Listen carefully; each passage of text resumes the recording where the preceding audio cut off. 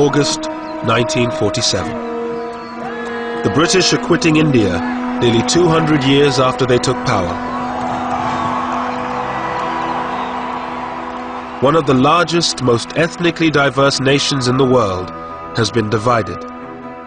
One country will now become two, India and Pakistan. As a British barrister draws a line on a map, a once peaceful land implodes.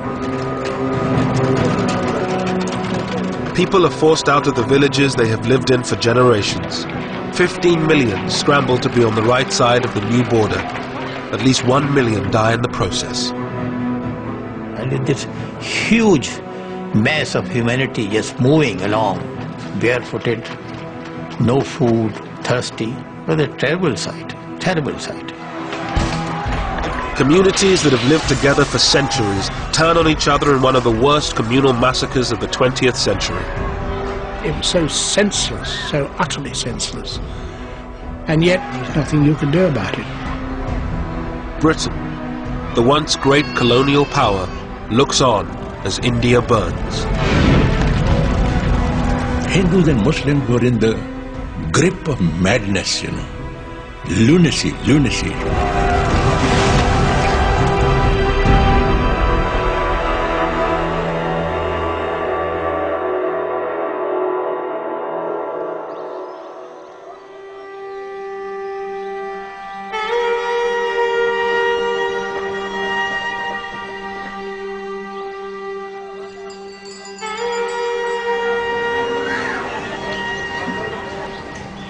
In 1946, British India was largely at peace. On the surface, there was communal harmony between Hindus, Muslims, and Sikhs.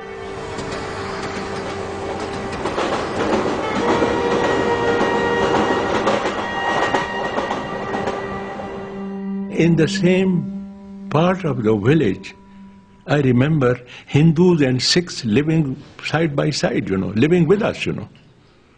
Not far from where I lived, you know. And whenever there was any wedding in the family, I remember the Hindus and the Sikhs bringing sweetmeats, you know, to my father, you know, you see, and offering. And we lived very happily, very happily. In British India, the 255 million Hindus were in a majority. India's 92 million Muslims were concentrated in the northwest and northeast of the country. The 6 million Sikhs lived mostly in the Punjab, one of the richest and most diverse provinces in India.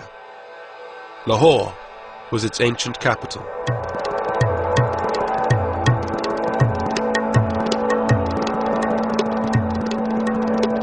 Lahore was one of the most cosmopolitan cities in the country, a center for education and fashion.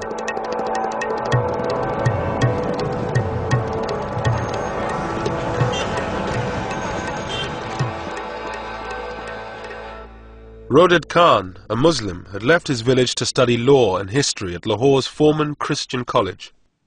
Lahore took my breath away, you know. It was a different city, you know, and it was a different world.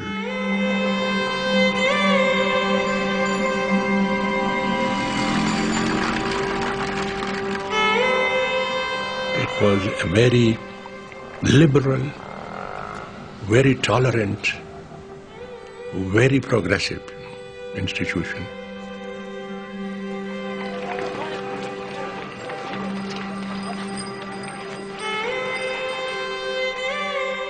At the same time, Somanand, a Hindu, was in his final year of school in one of Lahore's fashionable suburbs.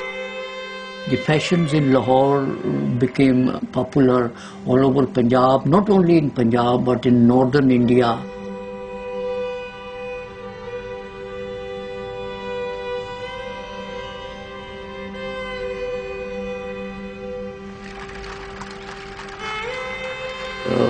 There was a famous saying in Punjabi that a person who has not seen Lahore has not been born yet. He is yet to be born. In a few months' time, the peace of this ancient city would be shattered.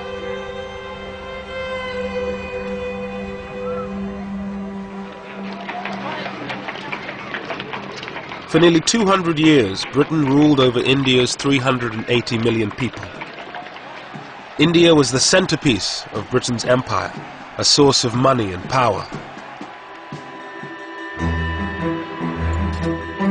For the British who were stationed there, life had changed little in decades.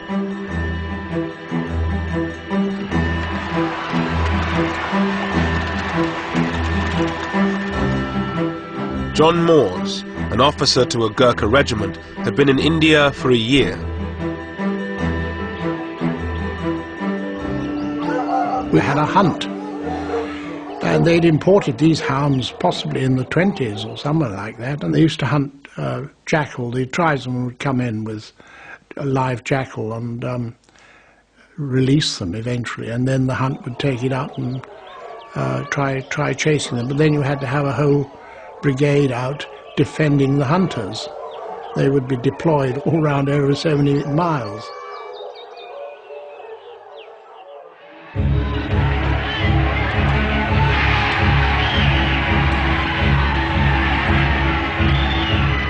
For decades, Indians had fought to rid themselves of British rule.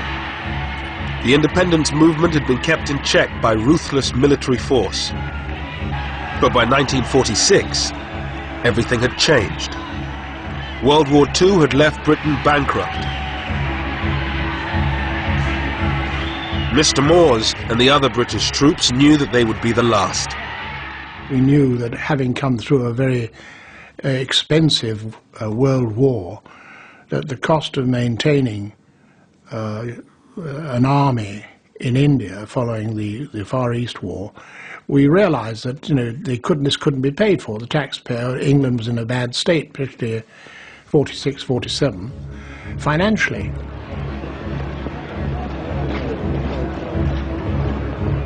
But India's independence leaders were divided over what should happen when Britain left.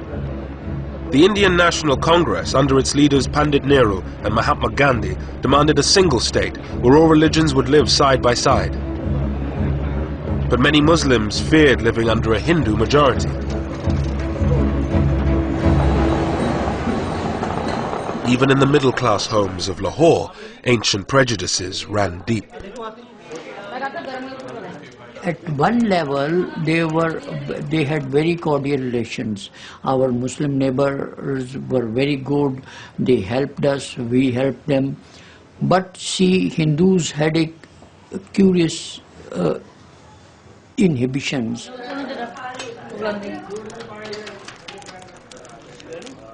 My mother's attitude, she didn't allow any Muslim to enter her kitchen.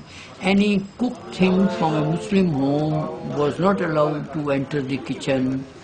When she was eating, she would not allow her Muslim neighbors, lady, to touch her. So such inhibitions and customs, they kept us apart. In Lahore's old city, Muslims were forbidden from drinking from the same taps as Hindus. Zahur Uddin, a Muslim, was a champion wrestler from the old city. बाकी असी लोग जाके लगले जांदे पानी पींदे सा ना वो छबील तो पानी गिलास ही कुछ सान नहीं सन पियांदे वो ऐसा पानी भी नहीं सन पियांदे उन्होंने एक एडी एडी लम्मी नौजल रखी सी लोहे दी वो इत्थों फड़दे सन ते जिथे तुसीं बैठे हो ना उत्थों तक नौजल हुंदी सी इत्थों पानी पांदा सी ते असीं ऐसा पानी पींदे सा वो छूत तो भी सानू छूत समझदा सी Hindu. The Muslims were not getting enough jobs, education, they were not so education. They envied Hindus who had the best of jobs, and they always wanted. That's why the slogan of a Muslim homeland became very popular among the Muslims.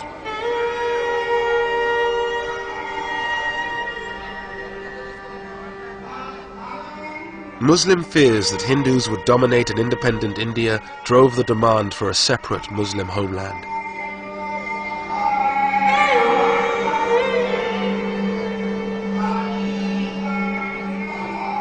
It was championed principally by one man, a 70-year-old British-educated barrister, Muhammad Ali Jinnah.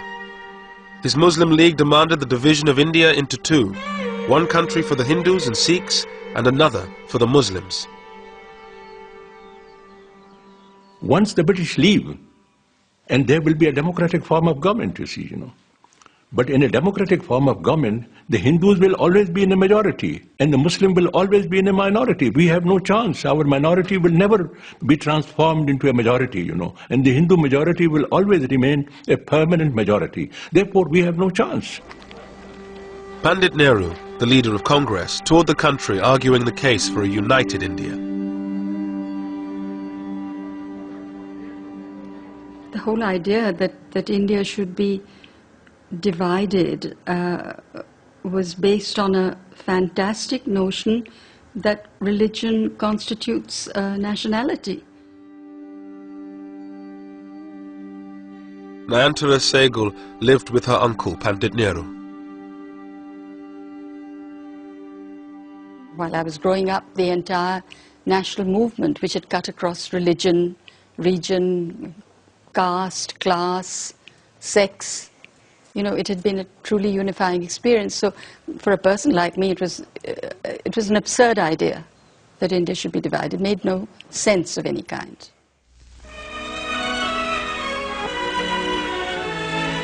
Clouds gather over Simla for the opening of Lord Wavell's conference with the Indian leaders. In March 1946, a British government delegation, the Cabinet Mission, arrived to negotiate between Congress and the League. This was supposed to be the breakthrough conference, where a deal would be struck leading to an independent India. Pandit Nehru, who calls for an Indian republic, is accused by the League of working for domination over the Muslim minority. Jinnah did compromise on his demand for a separate Muslim state.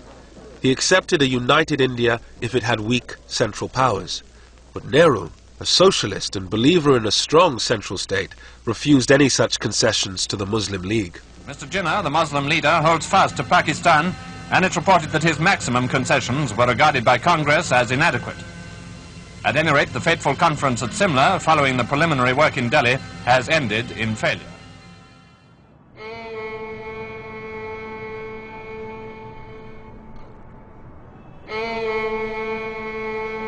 Calcutta, a stronghold of the Muslim League, August the 16th, 1946.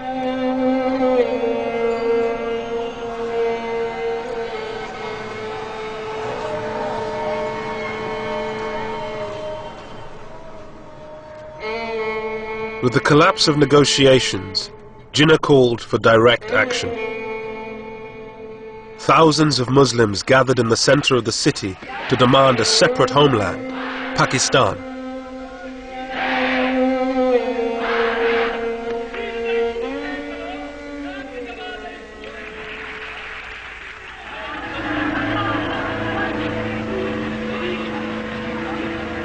As the crowds dispersed, the more radical elements headed for the Hindu parts of the city.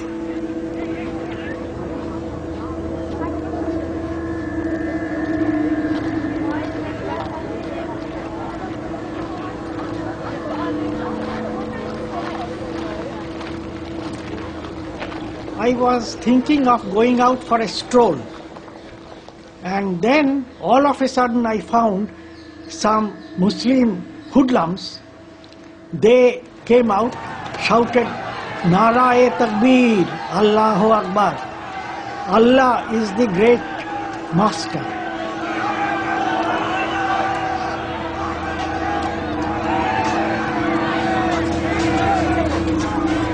Local gangsters hijacked the demonstration. They whipped up the mob, and it turned violent. But then I found that a neighbor who had come out to see what was happening, his head was cracked and lay bleeding. So I thought that going out would be absolutely foolhardy. Then these boys, they started hitting the doors, and they said that we will not spare any Hindu.